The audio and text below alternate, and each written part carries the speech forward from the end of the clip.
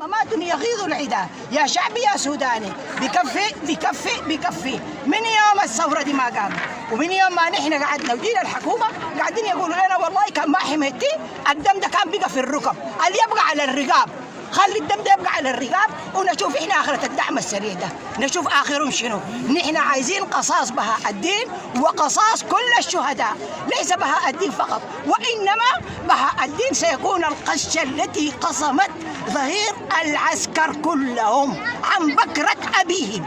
لا عسكر ولا عسكر ولا عسكر، إنما الشعب السوداني فقط. ورحم الله الشهيد بهاء الدين وأسكنه مع الصديقين والشهداء ويصبر أهله. واللهم أحرق قلوب من حرقوا قلب أمه وأسرته، اللهم أحرق قلوبهم وأحرقهم يا الله يا كريم. اللهم أرنا فيهم عجائب قدرتك وحسبنا الله ونعم الوكيل.